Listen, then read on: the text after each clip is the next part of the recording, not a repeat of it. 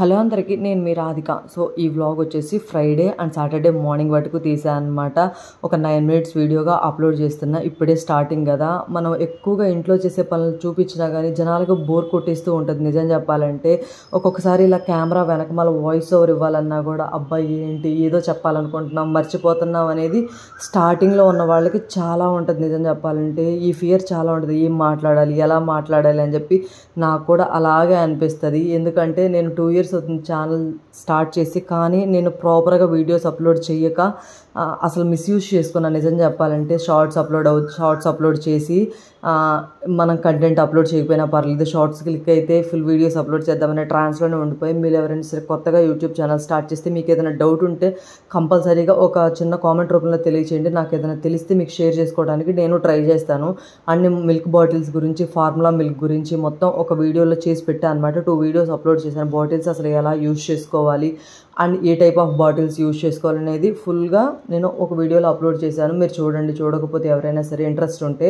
And నేను breast milk నుంచి formula milk ఎలా చేంజ్ అయినా, అసలు ఫార్ములా మిల్క్ ఎలా యూజ్ చేసుకోవాలి, అసలు ఎలా ఏ టైప్ ఆఫ్ వాటర్తో యూజ్ చేయాలి ఫార్ములా మిల్క్ అనేది కూడా మొత్తం వీడియోలో చెప్పాను. చూసారా, ఇన్ని వీడియోస్ తీస్తాను నేను కూడా ఆగి మాట్లాడాల్సి వస్తుంది. ఎందుకంటే మనం ఒక స్క్రిప్ట్ అనేది మనకు ఆల్రెడీ రెడీ చేసుకుంటాం, మన బ్రెయిన్లో ఉంటుంది, కానీ అది అప్లై చేయడానికి చాలా టైం పట్టింది. మనం చెప్పడానికి కూడా అసలు చాలా టైం టేకింగ్ ప్రాసెస్ అనమాట. వాయిస్ ఓవర్ ఇవ్వటం అనేది అంత ఇదిగా ఏమి ఉండదు. మీకు ఒకవేళ వాయిస్ ఓవర్ ఇవ్వటం కష్టంగా అనిపిస్తే, అరే మనం మర్చిపోతున్నాం ఇది మర్చిపోతున్నాం అనిపిస్తే మీరు ఒక నోట్స్ మీద రాసుకోండి, తప్పేమీ లేదు.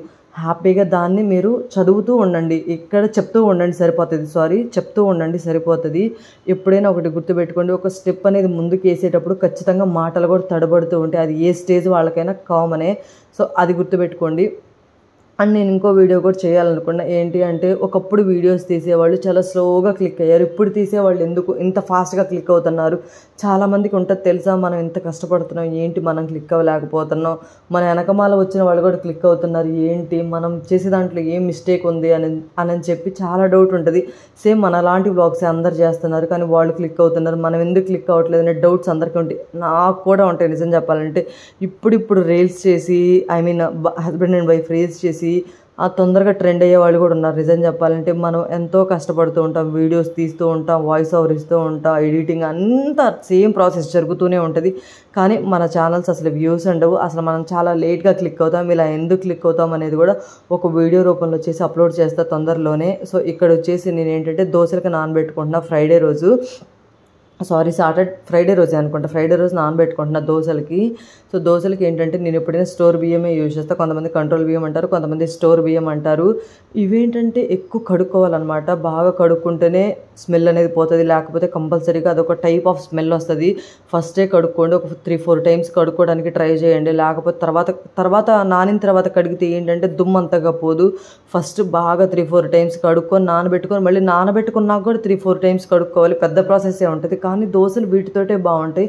కొంతమంది ఇప్పుడు డీమార్ట్లో తీసుకొస్తున్నారు అనమాట, దోశలకే సపరేట్గా బియ్యం ఉంటున్నాయి. అది ఎంతవరకు నిజమో కామెంట్ చేయండి. అవి టేస్టీగా ఉంటాయి, లేకపోతే స్టోర్ బియ్యం టేస్ట్గా ఉంటాయి. అని స్టోర్ బియ్యం చాలా జిగురు వచ్చిద్దని నేను విన్నాను అనమాట. జిగురు అండ్ దోశ కూడా చాలా బాగుంటుందని, నాకు కూడా స్టోర్ బియ్యంతో వేసుకునే దోశ చాలా బాగుంటుందని కొంతమంది బ్లాగ్స్లో కూడా చూశాను. వాళ్ళు చాలామంది స్టోర్ బియ్యం యూజ్ చేస్తారు. నేను డీమార్ట్లో కూడా చూశాను, సపరేట్గా దోశలకే బియ్యం వచ్చాయన్నమాట. చిట్టి ముత్యాల బియ్యం అని ఏదో అంటున్నారు సంథింగ్, వాటిని దోశల కోసం యూజ్ చేస్తారంట.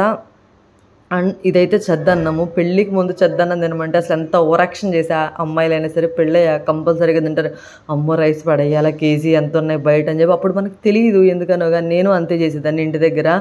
సో ఇవైనా సరే ఇంటి దగ్గర నుంచి వచ్చిన బియ్యమే, కానీ అసలు పడిన మ్యాక్సిమం తింటాను అనమాట చెద్దన్నం. ఇంకెప్పుడో ఎక్కువ ఉంటే పులిహోర చేయడానికి ట్రై చేస్తాను. మేము వాళ్ళు ఫస్ట్ టైం బ్లింకిట్లో ఆర్డర్ చేసామన్నమాట. ఎప్పుడైనా ఆర్డర్ చేసినప్పుడు గుర్తుపెట్టుకోండి, కంపల్సరీగా manufacturing date and expiry date అనేది చెక్ చేసుకోండి. చెక్ చేసుకోకుండా అయితే అసలు యూజ్ చేసుకోవద్దు. నాకు ఎక్స్పైరీ డేట్ అయిపోయిన బ్రెడ్లు కూడా ఒక్కోసారి వచ్చినాయి.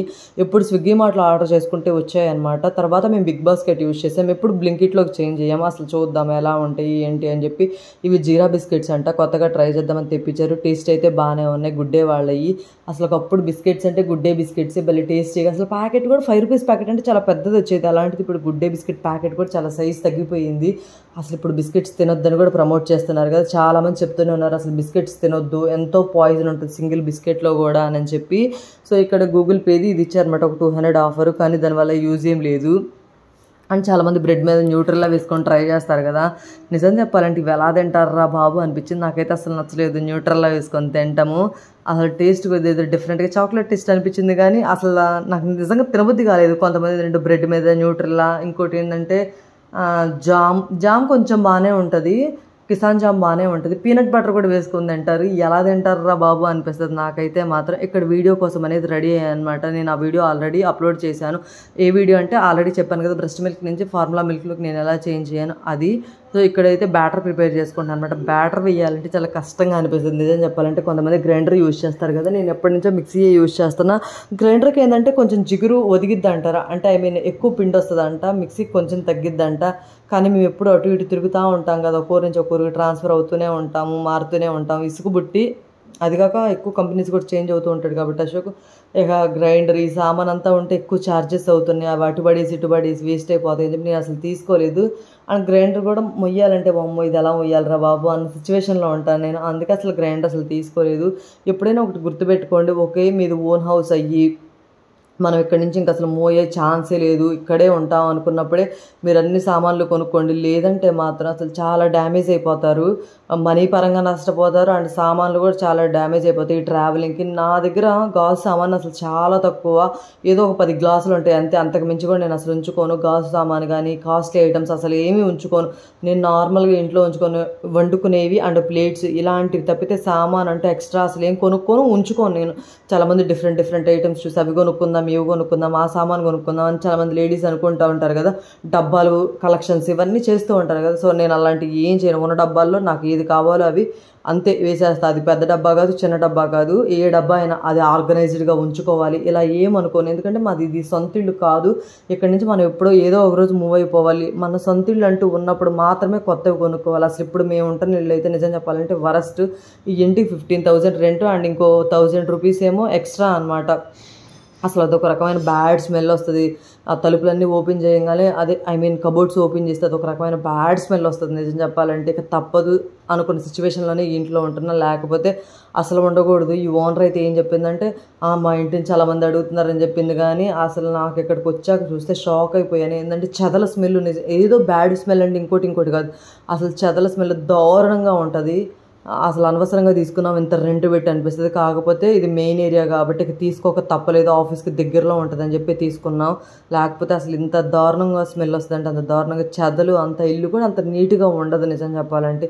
ఎక్కడ చూసినా డస్టే కనిపిస్తుంది, మనం ఎంత క్లీన్ చేసినా కానీ అక్కడ డస్టే పడతా ఉంటుంది అనమాట. సో ఇక్కడ వచ్చేసి సాటర్డే మార్నింగ్ రోజు పూరి ప్రిపేర్ చేస్తాను. పూరీని చూస్తే నాకు ఒకటి గుర్తొస్తుంది, నేను పూరి ప్రెస్తో చేస్తాను. అసలు పూరి ప్రెస్లో ఎవరైనా యూజ్ చేస్తున్నారు లేదా కామెంట్ చేయండి. ఆడవాళ్ళు ఏదైనా సరే ఒక దాంట్లో తృప్తి పడరా అంటానికి పూరి ప్రెస్సే ఒకటి ఎగ్జాంపుల్. ఏదైనా చెప్పాలంటే అంతకుముందు కర్రలు ఉండి ఆ కర్రలు వద్దని పూరి ప్రెస్లోకి చేంజ్ చేయారు. కావాలి ఇదైతే మొత్తంగానే తొందరగా చపాతీ వచ్చేస్తుందని చెప్పి మళ్ళీ ఇప్పుడే ఆ పూరి ప్రెస్తో చపాతీలు బాగోట్లేదు, మళ్ళీ కర్రలకు షిఫ్ట్ అయిపోయారు. కానీ నేను పూరి ప్రెస్తోటే చేస్తా చపాతీలు, పూరీలు లేదు అంటే చపాతీ మాత్రం కర్రతోటే ప్రిఫర్ చేస్తా, కొంచెం పలచగా వస్తాయి. నేను తాలింపు అంతా వేసాక కరివేపాకు వేస్తున్నా, మర్చిపోయాను. మీకు కూడా ఇలా జరుగుతూ ఉంటాయి కదా. సో పక్కన వచ్చేసి మా బుడదానికి ఓట్స్ ప్రిపేర్ చేస్తున్నా. పూరి తను తినలేదు కదా, ఆయిల్ ఫుడ్, అది కాక అంత నవ్వలేదు తనకి ఇంకా టీత్ రాలేదు కాబట్టి 1 year దాటిపోయినా ఒకటి సింగిల్ టీత్ వచ్చిందంతే. కొంతమందికి లేటుగా వస్తే కంగారేం పడద్దు. సో నా వీడియోలో కూడా చిన్ని మిస్టేక్స్ ఉంటాయి. మీలో ఎవరైనా సరే ఆ మిస్టేక్స్ని ఏంట్రా బాబు ఇలా మిస్టేక్స్ ఉన్నాయని మాత్రం అనుకోవద్దు. ఇప్పుడే కదా కొంచెం ముందు ఇంకా ఫ్లూయెంట్గా మాట్లాడడానికి నేను కూడా ట్రై చేస్తాను. నా ఫుల్ వీడియో కనుక మీరు చూసినట్టయితే మీ వాల్యుబుల్ టైంని నా వీడియో కోసం కేటాయించినందుకు థ్యాంక్స్ చాలా పెద్ద థ్యాంక్స్ నిజం చెప్పాలంటే. నా ఫుల్ వీడియో చూస్తే థ్యాంక్ ఫర్ వాచింగ్ గాయ్స్. నా వీడియో ఎలా ఉంది, నేను ఎలా మాట్లాడాను, ఏదైనా మీకు డౌట్స్ ఉన్నా కూడా కింద కామెంట్ చేసి చెప్పండి. నేను ఈ పూరి పిండిని ఎన్నో వేసి కలుపుతా, కానీ అసలు పొంగు పెద్దగా. అవి వంటలు చేసే వాళ్ళకి బాగా పొంగుతాయి, మనలాంటి వాళ్ళకి పొంగాలంటే కూడా చాలా కష్టం. ఫస్ట్ పూరి అయితే అసలు పొంగుదా, తర్వాత 2-3 పూరీలు ఏదో లైట్గా పొంగుతాయి అంతే. అండ్ నా వీడియో ఫుల్గా చూసాక మీకు ఏదైనా మిస్టేక్స్ అనిపించినా లేదు మీకు ఏదైనా డౌట్స్ ఉన్నా ఒకసారి కింద కామెంట్ చేయండి. అండ్ నేను కంపల్సరీగా షార్ట్స్ ఎలా అప్లోడ్ చేసుకోవాలి, అసలు ఒకవేళ మీకు క్లాత్స్ ఎక్స్ప్లోర్ చేయాలన్నా ఎలా ఎక్స్ప్లోర్ చేయాలి, ఆన్లైన్లో పర్చేస్ చేసి మేము ఎక్స్ప్లోర్ చేయాలంటే ఎలా ఎక్స్ప్లోర్ చేయాలనే వాటి మీద నేను కంపల్సరీగా వీడియోస్ తీసి అప్లోడ్ చేస్తాను అనమాట. అవి మీకు కనుక ఇన్ఫర్మేటివ్గా ముందు కంపల్సరీగా అప్లోడ్ చేస్తా. అవి ఏదన్నా మీకు ఇన్ఫర్మేటివ్గా అనిపిస్తే మాత్రం ఒక చిన్న సబ్స్క్రైబ్ చేసుకోండి. Thank for watching guys. Bye guys.